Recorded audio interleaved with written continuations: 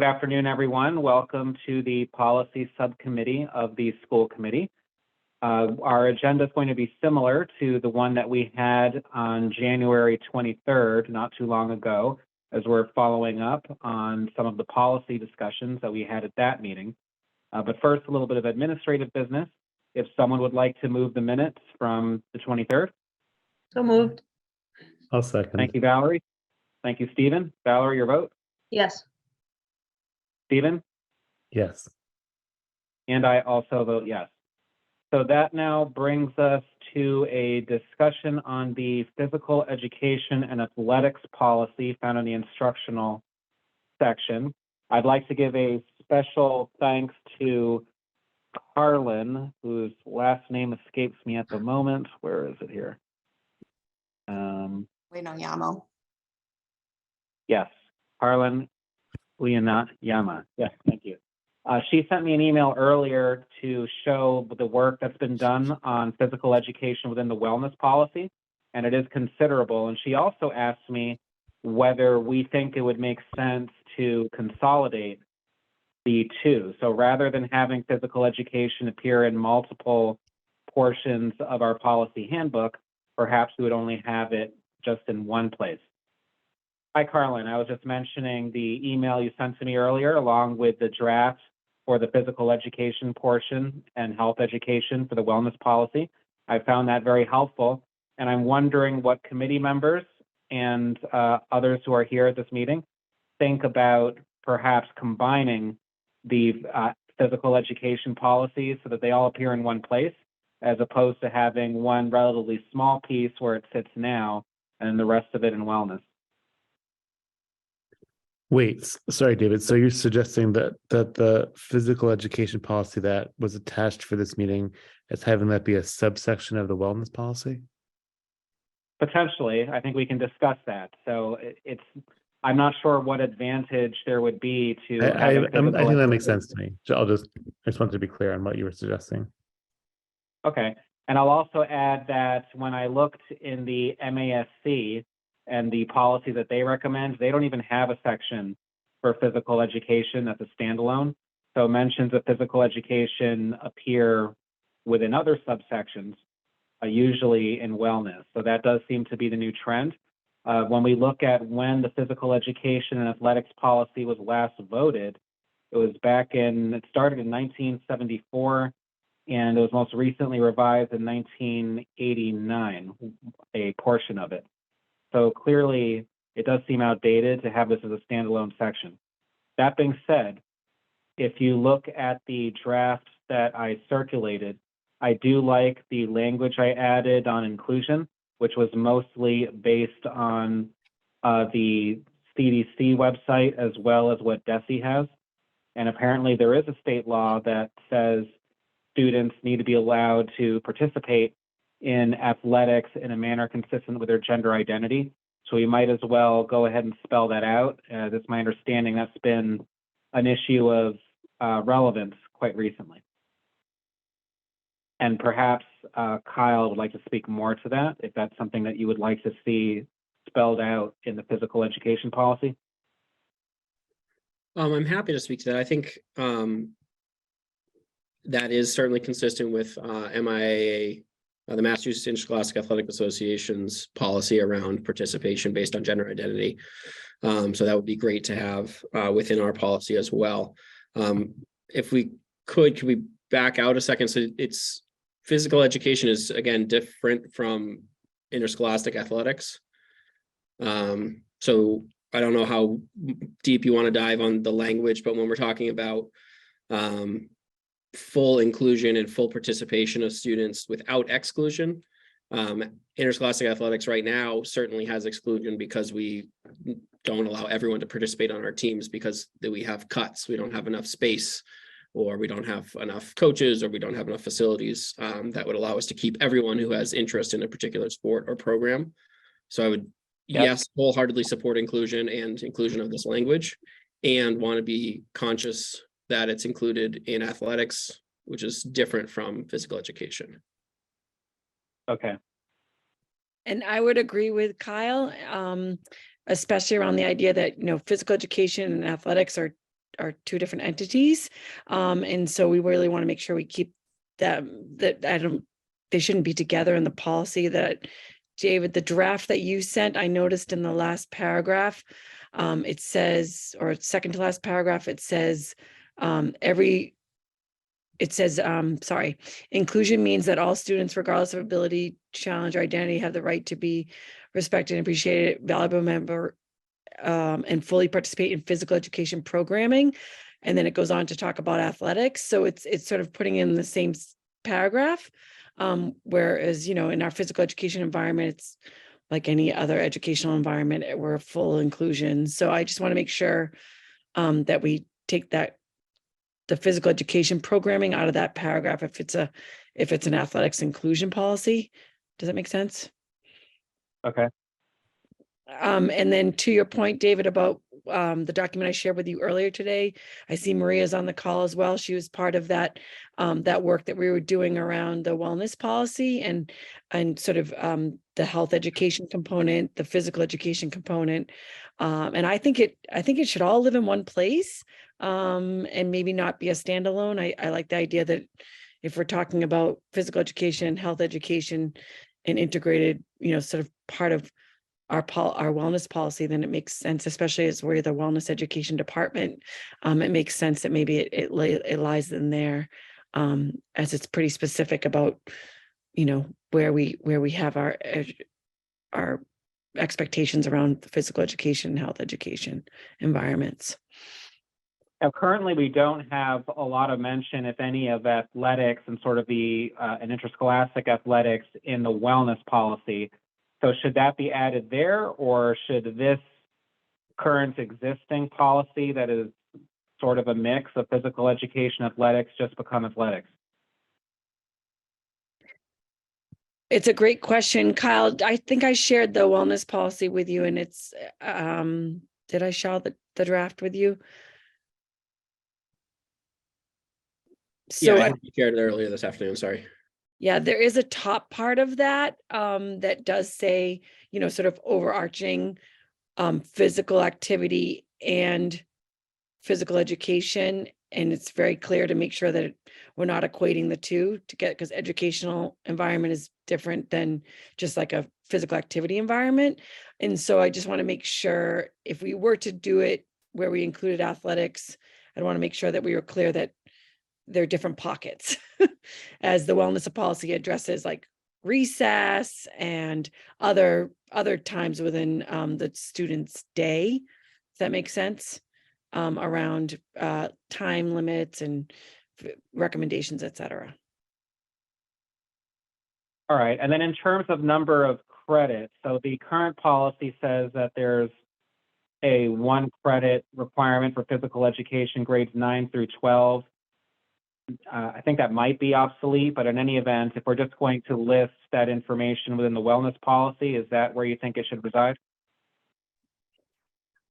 I'm wondering if credits, the graduation credits are already lined out. Are you talking about 1 credit at the high school? It's wellness. Right. So that's what the current policy says. So I'm wondering where that information should appear, if anywhere, or should that just be in a high school handbook?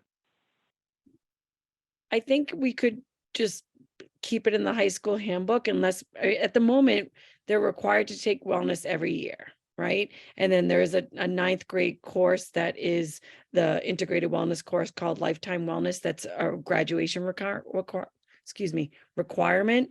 That particular course is 0.5 credits because it's 1 semester, 4 days a week, whereas most of the other courses are 0.25 credits. So although they're required to take physical wellness credit every year, the actual number is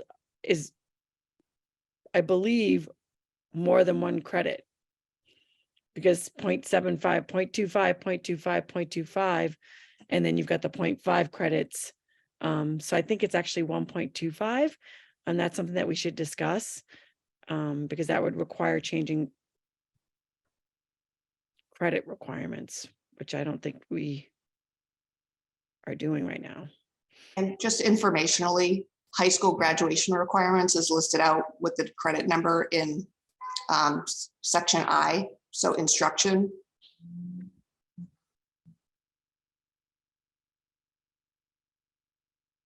And Maria, is your sense that we should continue to list credits as part of the policy, or should that be in a handbook? I know that's broader than what we're looking at today, but I'm just wondering organizationally.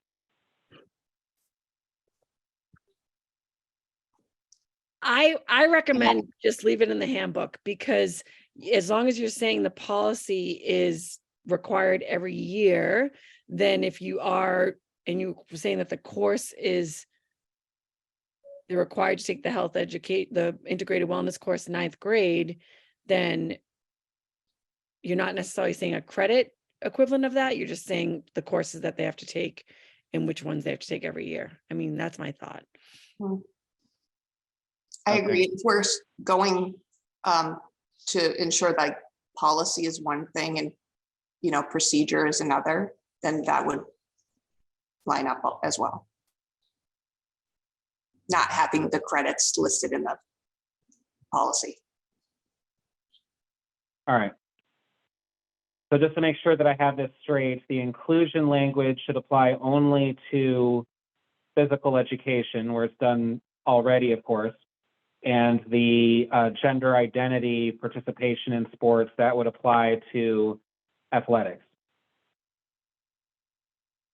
Although I have a question on phys ed. Do we separate any activity by gender in phys ed? No. Okay. I mean, in physical education, no. In after school extramurals, yes. Which is a sports, that's not physical education. But during the school day in physical education classes, no activities should be separated by gender. Okay, but so then I guess that gets to a different question, which is those aren't MIA covered, so they're not covered by the gender identity language that MIA has put out. So do we need to address that somewhere for like middle school and intramural activities? That's a great question. I think Kyle and I align with what we're doing at the middle school level with the high school as well in terms of inclusivity. But if we wanted to put it in a policy, I guess we could. I mean, I think it's important to align. Well, I think right now, so I took out the grades 7 through 12 to just make it athletics in general at any grade level. So I think that might take care of it. And even if the laws only applying to grade 7 and above, we can certainly be more expansive than the law's minimum.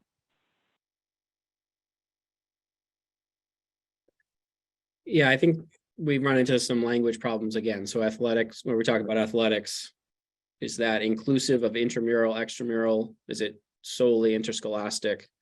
And that's common use language. It's also Brookline curricular, extracurricular. What are we using for our language? Like Carlin's department is wellness department, which encompasses physical education classes. It encompasses health education classes and mixtures of both of those. And then in my department, it's generally 9 through 12 interscholastic athletics. And then there are intramural and extramural opportunities in grades 5 through 12 that are not organized in any one bucket per se. That while they are athletic endeavors, physical activity, not all are governed by the MIA, not all fall under Carlin necessarily. So the language there is, it's important the policy is consistent so that as families look to engage with it, they know where to look and they know what they're looking at, and they're creating expectations that are consistent with how we're structured to meet those expectations. Well, do you think that some of these should be treated differently? It sounded to me like regardless of the grade level, we're respecting the gender identity of the student anyway. So I'm just wondering what would be the purpose of separating it out? I agree. I think across everything I mentioned, that number 2 there, the gender segregated classes or athletic activities, including intramural and interscholastic. I would add intramural, extramural, and interscholastic. activities. Students should be allowed to participate in a manner that's consistent with their gender identity. I guess my question is, policy-wise, where does that sentence live? And maybe it lives in a couple spaces because it's going to be true in multiple spaces. But right now it's nested in I for physical education. And Carlin's asking that it not be nested there because physical education is not the language that matches where athletics fits within the district. Does that make sense? All right. Now, would you be comfortable, Kyle, with having the athletics and intramural sports appear within the wellness policy, or do you think it needs to be its own standalone? Honestly, I'd have to take some time to look at the wellness policy to see if that restricts us in any way. I don't see why it would, and conceptually, it makes sense to me if I'm a community member and I'm thinking about wellness activities that athletics would fit in that. But I think that's I'd have to look from my perspective as athletic director to see what that would be. Off the top of my head, no, it doesn't seem like an issue. And all health Okay. classes, I don't know, Carlin, if you can answer this, or Maria, all health classes right now having to do with anything to do with reproduction are co-ed at all grades. Is that true? Yes, so currently we only have health education in 7th and 8th grade as a standalone class. Yeah. And then in 5th grade, there's one unit towards the end of the year, the intro to adolescence unit. And all those units and all those classes are taught, co-ed. We don't separate. Okay, I just want to make sure that anybody who's trans or non-binary is certainly covered and getting the information that they need with respect to sexual health in particular. Absolutely. And actually, we are currently updating the intro to adolescence unit for inclusivity purposes and making sure that all of our teachers are trained so that the first sexual health education that the students receive is the most inclusive it can be. Thank you. All right, any other thoughts? David, I'd be interested in hearing the Office of Educational Equity's response to what you added, to see if there's any additional or different language they might propose for how to make sure this is an inclusive and fair policy for athletes who aren't on the gender binary or don't consider themselves on the gender binary. Okay. Now, the number one that I added, what I was aiming for there, students in special education, to make sure that they are fully included. It sounds like they already are in physical education. I can understand why this language might pose some challenges if it would also appear in athletics, because of course athletics is by nature competitive and there are cuts that are made. And just to Are there clarify, any additional? I just Sure, want go to ahead. clarify, that's not to say that we shouldn't work and can't work and aren't working to create experiences that are more inclusive and do bring in students who haven't traditionally competed in athletics in Brookline. It's more that I was worried about that language perhaps creating the expectation that a student can participate on any team they would like, when that isn't our current reality. Okay. Are there any other protections for those in special education that you think need to be added for physical education? No, I mean, we have integrated, our programming is inclusive of everyone. And then we also have, direct services of APE as well, that also supports some of our students. So I think we've got protections for our special education students. Maria, would you agree? Okay. Is there anything we should be thinking about? No, I would agree. Just thinking from that, the Section 504 lens, we ensure that all students are able to participate. So accommodating for disabilities and things. So I would completely agree with that. And one other distinction, I don't know if it's helpful or not, is the idea of curricular versus extracurricular, and things that are a mandatory part of a high school experience and things that students can opt into or opt to try out for, or so athletics being different from a core curriculum piece, whether I want to acknowledge that or not. It is extracurricular.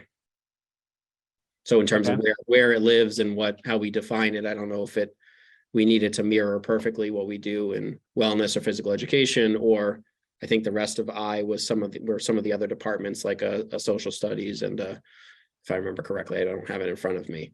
But as we think about where to place it, place athletics within policy, the fact that it's extracurricular in nature might assist in that. Okay. Is there anything else that you think is specific to athletics that should be added?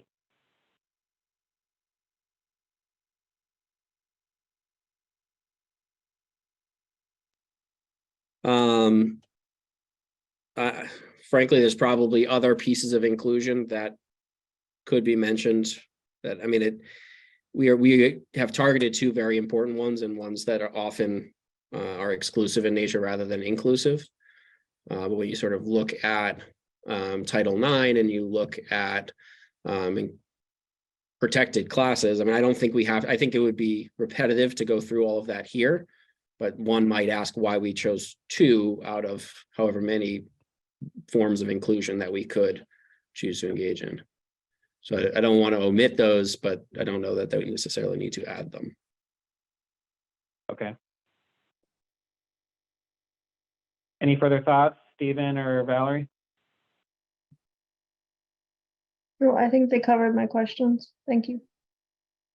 Okay, so I think what I'll do is see if I can fold some of the language that's in this draft into the wellness policy, and also just give an extra look at whether athletics should be a standalone listed as another department, as Kyle was just saying we could maybe be our approach, or see if that also works fitting it into wellness.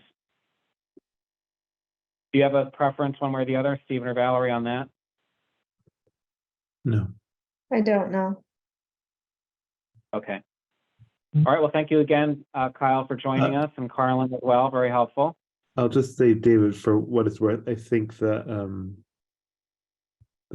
the change you make in the introduction to the last two clauses, I think is welcome, because I think it addresses what is our current challenge, which is to ensure that our policies reflect an inclusionary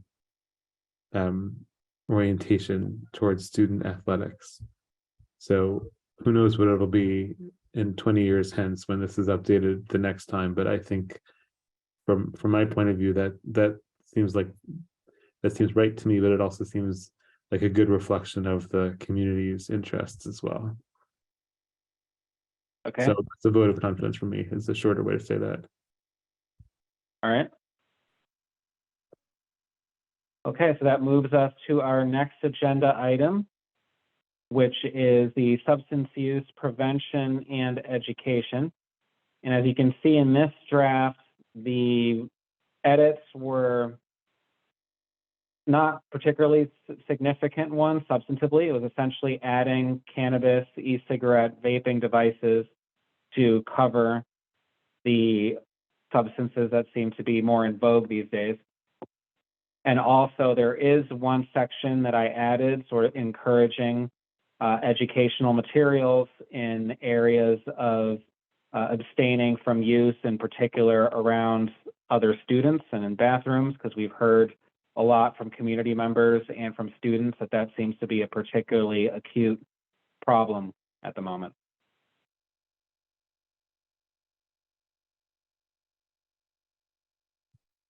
Yeah, I would thought also this looked note, good.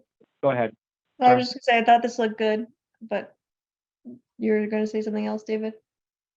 Oh, just that this policy prior to these edits was pretty much a verbatim copy of what appears in the MASC. suggested policy manual. So these are updates from their template.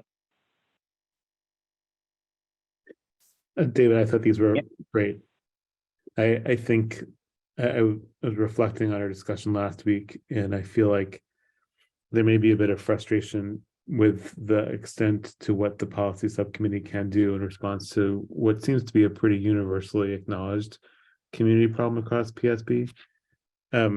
So I just want to say that when I say that I think these changes are great, I just think they're great for what a PSB policy can do. I think this shouldn't be the extent of school committee's involvement with the issue, though. I think we should also, separately from policy subcommittee, request superintendent updates on the topic as well, especially from school leaders. Okay.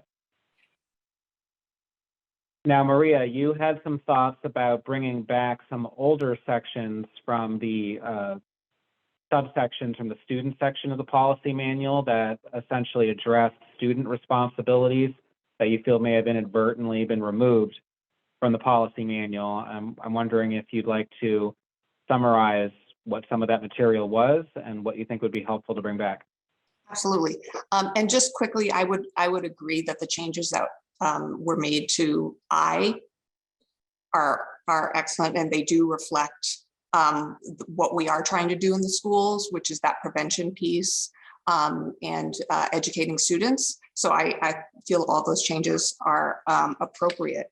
But to complement this, the changes to in the kind of like the research that I was doing, when I look at what the old Section J kind of counter policy to this one, and the stance that it took on just the prohibition of use generally, it didn't translate over into our code of conduct. It became much more abbreviated, and it only speaks to tobacco use and paraphernalia. So I feel like we went backwards in just shifting over to the code of conduct as it is now, and just basically eliminating that old Section J policy, that 8C.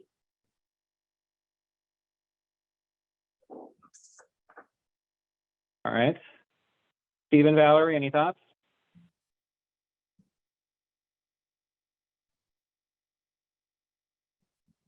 And Maria, do you think any of that language should be incorporated into this particular section, or you'd want it back in the student section?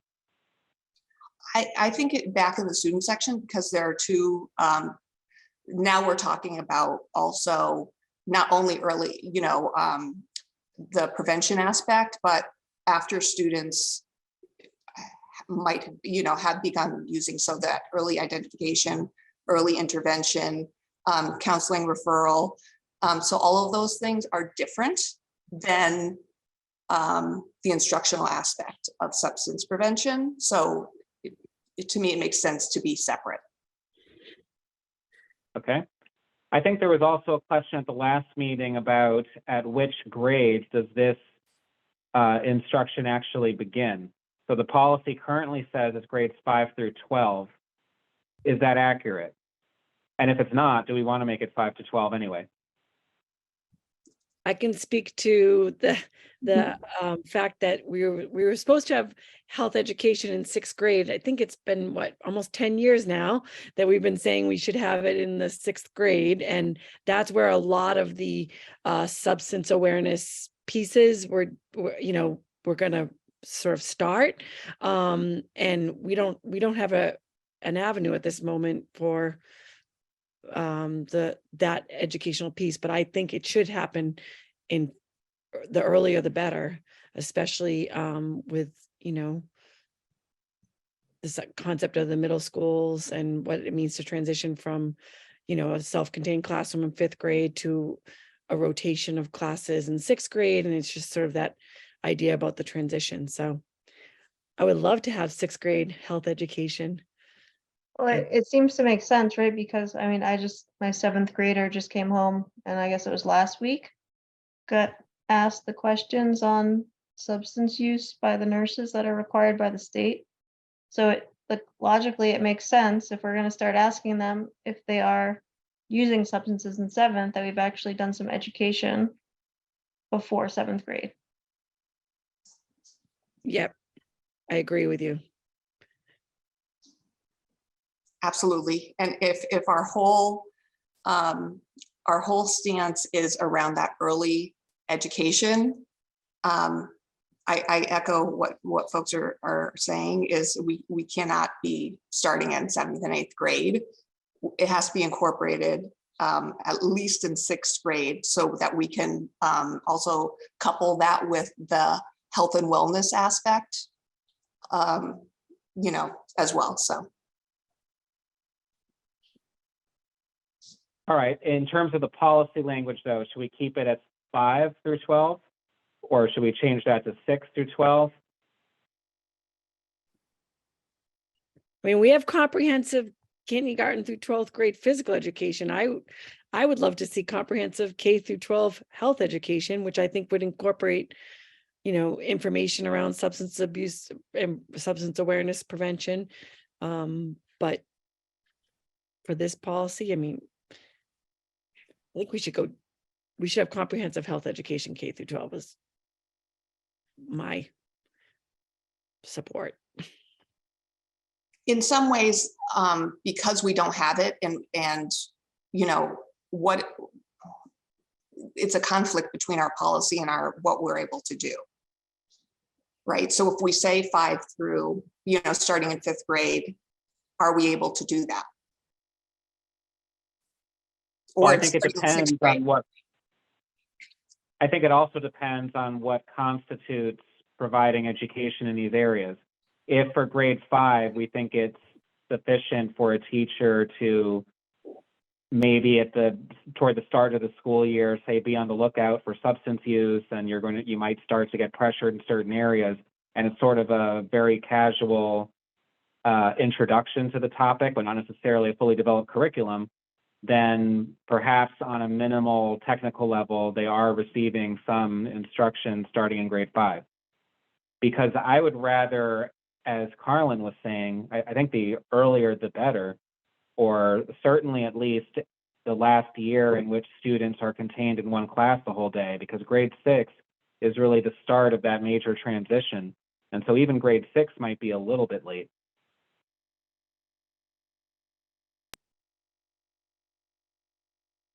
How do you feel, Stephen, Valerie? Carlin was just about to unmute, so I'm sort of curious what Carlin thinks about this. And my instinct is that it's worth repeating in 5th and 6th because 5th may not be fully able to comprehend what's happening, and there may not be exposure yet for many of those students. So like a repeat of 5th and 6th. And I mean, we do, sort of a health unit in 5th grade. We do the intro to adolescence unit. So we are talking a lot about changes and a lot about, social and emotional changes as well as physical changes. So perhaps we could, integrate an aspect of this sort of health thread throughout the year into the 5th grade, but that would require more training and more of that focus and input on that. But I mean, what do you think, Maria? Do you think we could do a version of it, especially if we were to integrate it with some of the SEL work that we're doing? I think we could, certainly, because I think we need to. And just figuring out how we're able to balance that access piece in 5th and 6th grade in order to do that. Because I agree that 6th grade at the very least we should be introducing this, but really 5th grade is where ideally we should be beginning to talk to students and provide awareness. So yes, bottom line is I think we can figure it out.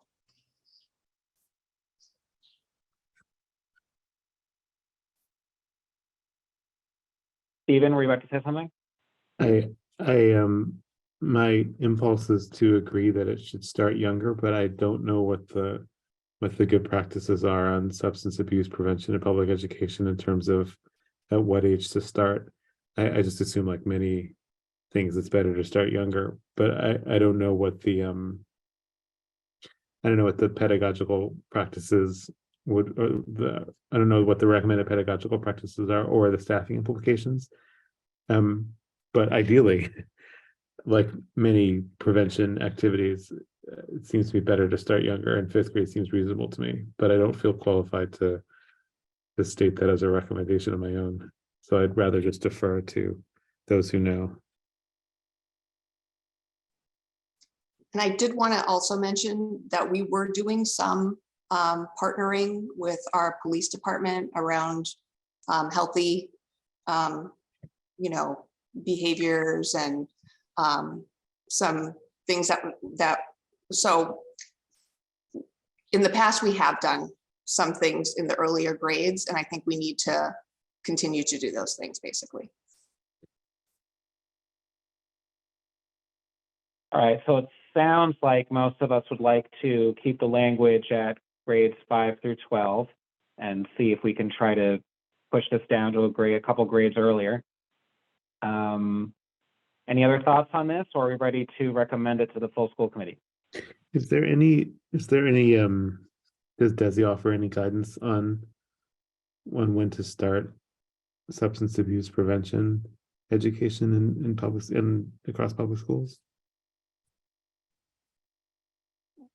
I can say that most of the health education takes a skills-based approach, Stephen. So, we teach the skill like decision-making, interpersonal communication, analyzing influences, accessing valid and reliable information. That is the health skill strand. And then as you move it down through the grades, you integrate the content in. So decision-making skill is taught, or communication skills taught, whether it be boundaries or something like that. And then you make it developmentally appropriate for the grade level that you're teaching it to, if that's like kind of a nice way to look at it. So if you're talking about awareness about, decision-making, then maybe in 5th grade, it looks a little bit different than it's going to look in 9th grade, obviously, but you teach the skill and then integrate the content in. Is that fair, Maria? Yeah, that's exactly right. So you can teach a decision-making skill as early as kindergarten, right? Or a communication skill as early as kindergarten. But what the content piece should be developmentally appropriate for that grade level. Okay, yeah, I definitely don't see any downside to it. I mean, certainly 5th graders are cognitively ready to consider the subject. I simply don't feel myself to be an expert on this in any way, so I'm happy to defer to those who are. Sorry to be so useless in this conversation. This is also a good time, Maria. Stephen, We just got another grant and we'll be working on substance awareness education and sort of what that can look like K-12. Is that fair to say, Maria? Yes, absolutely. And also we know that our children are just exposed to things at younger and younger ages, and they just have a lot of access, where I think even 10 years ago, that wasn't the case with, technology and, having cannabis centers, embedded in our communities and things like that. So I think like we also have to respond in that way as well, as to ensure that we are, helping to prepare our students with educating them in healthy behaviors and, providing them that early knowledge as soon as we can. So.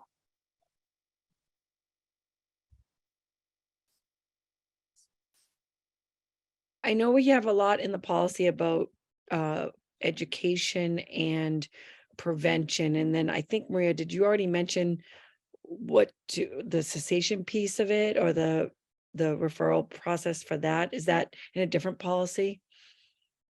Actually, yes. So that's what was originally brought up. It was, I think, inadvertently removed when we implemented the newest version of the code of conduct. So none of that is referred to at this point in the current code of conduct. So really that, what occurs afterwards, right? The intervention, the counseling, the, supporting students, none of that is acknowledged or referred to at this point.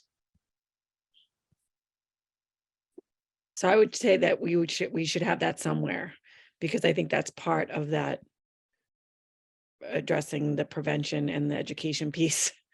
And what happens, the educational piece after.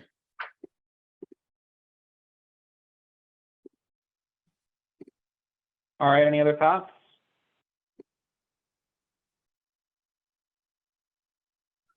So do we feel this policy is ready to move to full school committee? All I'm right. happy to go for it. Yes, I Okay. do. I'll move it. I'll second. All right. Thank you. Stephen, your vote? Yeah. Valerie? Yes. And I also vote yes. Thank you very much, Maria and Carlin. Again, your contributions have really been invaluable. These policies, it really helps us understand this from the school building level, and also just the literature that's out there on these subjects. So thank you for assisting very much. You're welcome. Thank you. All right, so that now brings us to our next agenda item, which is a discussion on the Sustainability Task Force. Here, I would like to defer a lot to you, Stephen. I just want to make sure that we keep the ball rolling on this, and I'm wondering what your thoughts are on next steps. Sure. So, excuse me a second. So, I've talked informally with Roger Grandy a couple of times, and we've developed a timeline,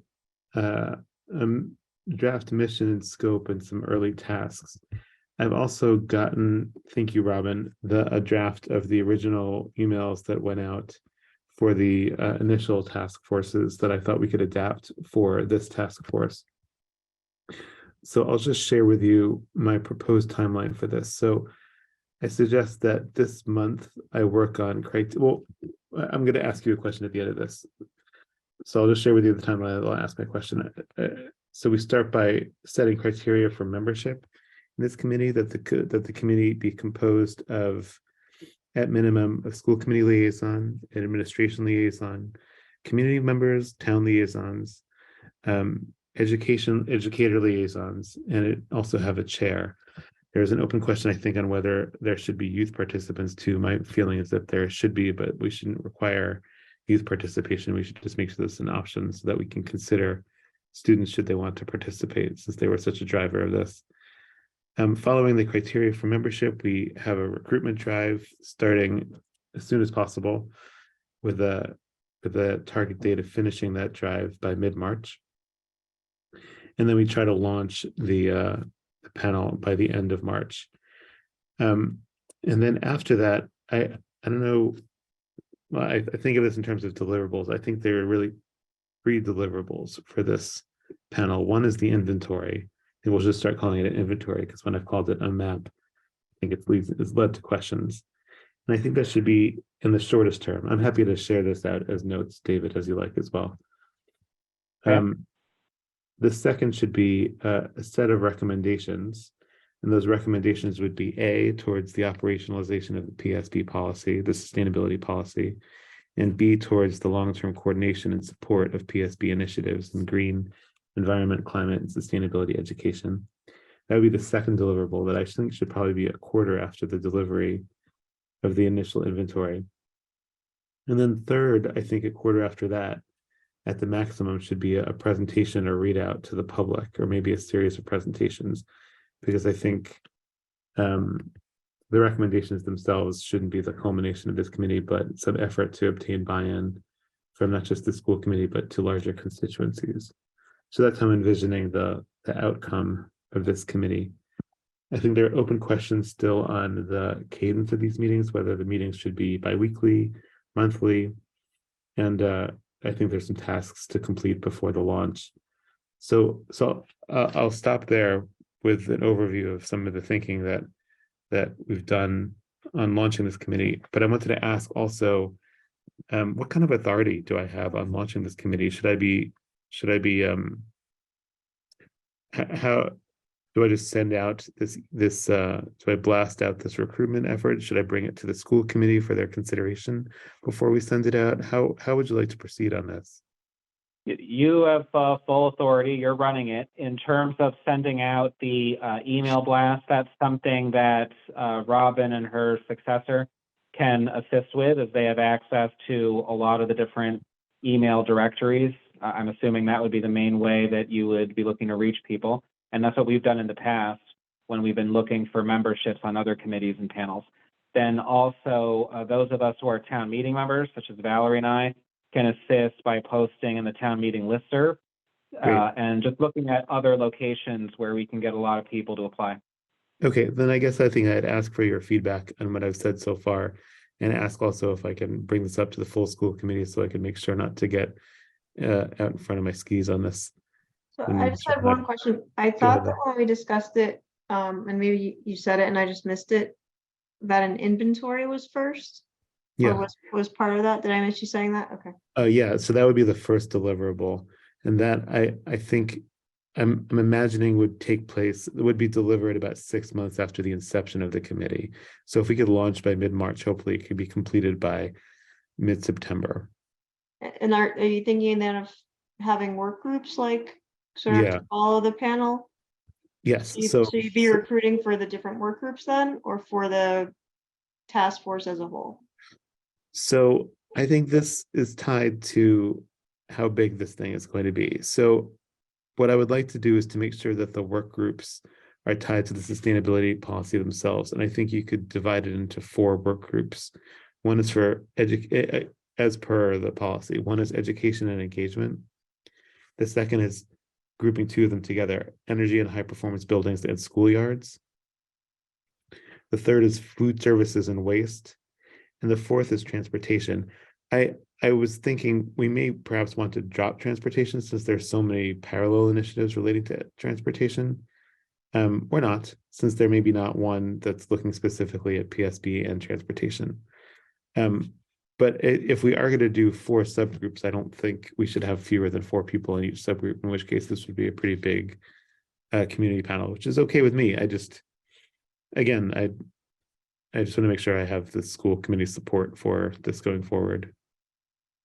No, I think that makes sense, that you would want 4 per work group, which would mean a minimum of 16.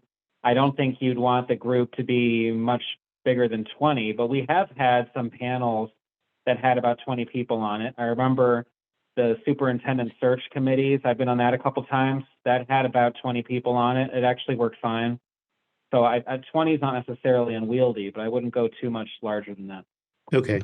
I thought also if we had different working groups within the panel, it might be valuable to have multiple liaisons, although I'm conscious of not adding too many meetings to people's plates. So these would be liaisons who would not be requested to be regular presences at meetings, but rather people who could be asked to respond to questions from work groups. For instance, I think energy and high performance buildings and schoolyards would be good to have Helen as someone who could be a supplemental contact since she's had so much experience, or to have Sasha available as food services and waste liaison as well. So these are my thoughts. Any further feedback from either of you? I really like these ideas. Great. Yeah, I do too. Okay, then I'm just gonna bulldoze forward and I'm gonna get ready to send out the blast, and I'll let you both know and the rest of the school committee know when it's out so we can amplify that. I But I would think just be mindful of how many meetings, especially, assuming that the legislation isn't extended and we're back in person. That's a lot of potential panel meetings. Oh man, are these subject to open meeting law that requires home rule that requires in-person meeting? I think if the task force is established pursuant to school committee authority, yes. Oh, what a nightmare. Okay, good to know. My fear I is do that think- having a monthly meeting, it could be perhaps like a monthly coordination meeting with subgroups tasked to work together informally outside of the purview of the school committee. Then, because I think meeting less often than monthly won't get anything done. And once you have biweekly meetings, that's a pretty big ask of people. Well, maybe if there's one monthly meeting for the entire group, and then each subgroup also meets once a month, that way those who are on that committee have 2 meetings a month. The Right. big And when I group was and their on one subgroup. of those panels previously, those were chaired by a community member, and occasionally Susan would be available to liaise with that, but it would be chaired by the community. Although if that's chaired by the community, is that too required to meet in person? If there's no school committee presence, but it's operating under the authority of the school committee? It's still an open meeting law, so Right. it would be subject to the same quorum requirements and things like that. You could have like a hybrid option, If there's like one we'll school have. committee participant, I'm sorry, there's probably a poor use of this meeting. Well, if there's one school committee participant, could it just be me or someone designated by me to meet in a public space that has it docketed, and then everyone else has the opportunity to meet virtually? You would still need a quorum of the group present, Of the group itself. and of each subgroup even. Yeah, so if you have 4 panels, Stephen, for I the see. panel meetings, you would need a quorum of the panel. And for the task force meeting, you would need a quorum of the task force. Okay. And Thanks the for And chair also would need to be whoever- present. What was that, Robin? The chair would also need to be present. That's the other Okay. requirement. Okay, thanks for that reminder.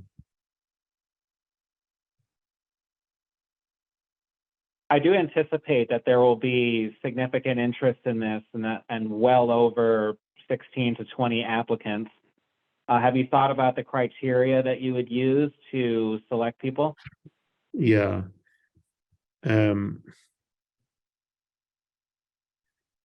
So I'll just share broadly, the criteria is a cross section of our community so that we're well represented, but also a cross section of the kinds of expertise we need.